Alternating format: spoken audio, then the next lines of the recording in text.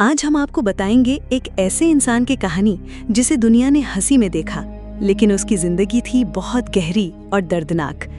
आखिर जंगल में शिकार करने वाला जिसने कभी कैमरा नहीं देखा था, वो मूवी में बिना कोई डायलॉग बोले कैसे ग्लोबल सुपरस्टार बन गया और फिल्म से मिला $300 भी हवा में उड़ा दिया, ये कहकर कि ये कागज मेरे किसी काम का नहीं।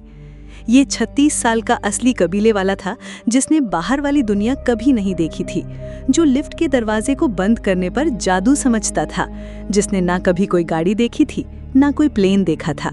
जेमी ह्यूज ने उन्हें कास्ट किया और पहली बार प्लेन यात्रा पर भेजा था। उन्होंने प्लेन को मैजिकल माना। चलिए शुरू से जानते हैं कि कैसे एक कबीले वाले की जिंदगी और सोच एक मूवी के बाद बदल गई, कैसे वो एक जंगल से निकलकर अगली फिल्मों की शूटिंग के लिए हांगकांग, चीन और जापान सहित अन्य स्थानों की यात्रा करता रहा। उसका नाम था एनेक्सेओ टोमा। एनेक्सेओ टोमा का जन्म नमीबिया और बत्सवाना की सीमा पर रहने वाले सैंड ट्राइब यानी कि बुशमैन में हुआ था। ये लोग जंगलों में रहते थे, शिकार करते थे और एक साधारण जिंदगी जीते थे। एनेक्सेओ टोमा कभी स्कूल नहीं गए। उन्हें ना पैसे की अहमियत पता थी, ना बिजली की, ना कैमरे की।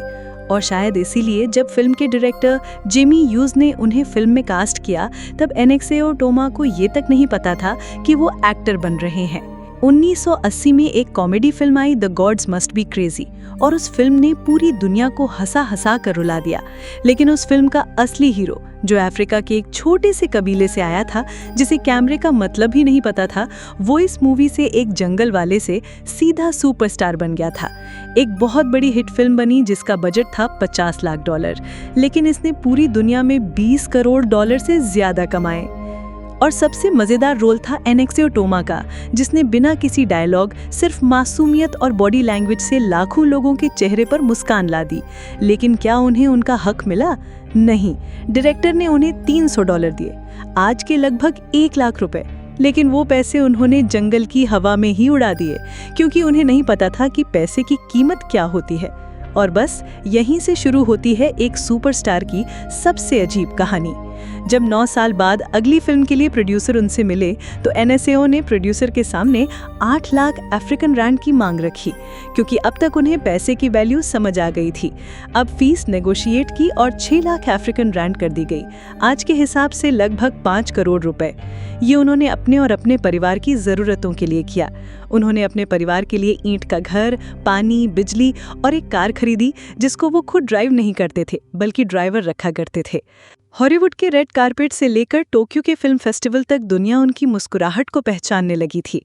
लेकिन खुद एनेक्सेओ टोमा कभी नहीं समझ पाए कि ये शोहरत क्या होती है। उन्हें फिल्म के लिए कई देशों में बुलाया गया, Japan, Germany, south Africa, Namibia.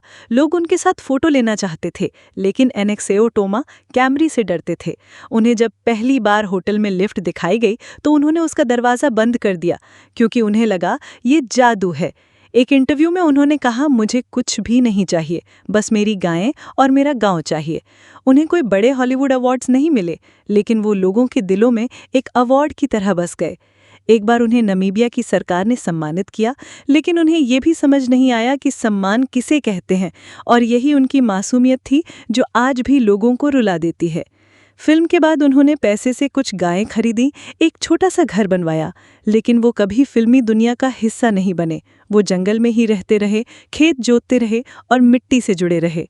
2003 में उनके परिवार ने रिपोर्ट किया कि वो कई दिनों से घर नहीं लौटे हैं, और फिर एक झाड़ी के पास उनकी लाश मिली। मौत का कारण बताया गया ट्यूबरकुलोसिस। जब वो मरे, उनके पास सिर्फ कुछ गायें, एक रेडियो और एक छोटी सी दीवार खड़ी थी। एक ऐसा आदमी जिसने पूरी दुनिया को हंसाया, खुद चुपचाप चला गया। आज जब हम किसी बड़े सुपरस्टार की बात करते हैं, तो हमें उनके इंस्टाग्राम फॉलोअर्स और ब्रांड डील्स याद आते हैं, लेकिन कभी-कभी सबसे बड़ा स्टार वो होता है जिसे स्टारडम की परिभाषा ही नहीं पता होती। एनेक्सेओ टोमा की कहानी हमें ये सिखाती है कि मासूमियत, सादगी और सच्चाई, ये भी सुपर पावर हैं। उन्होंने कैमरे को नहीं समझा, लेकिन कैमरे ने उन्हें अमर कर दिया। The gods must be crazy सिर्फ एक कॉमेडी नहीं थी, वो एक आईना थी, जहां हमने देखा कि एक सभ्य दुनिया कैसे एक सीधे साधे इंसान को हंसी का पात्र बनाती है और फिर भूल जाती है। लेकिन हम नहीं भूलेंगे, क्योंकि जब भी कोई फिल्म इतिहास लिखा जाएगा वहाँ एक नाम जरूर चमकेगा, एनेक्सेओ टोमा, द रियल बुशमैन।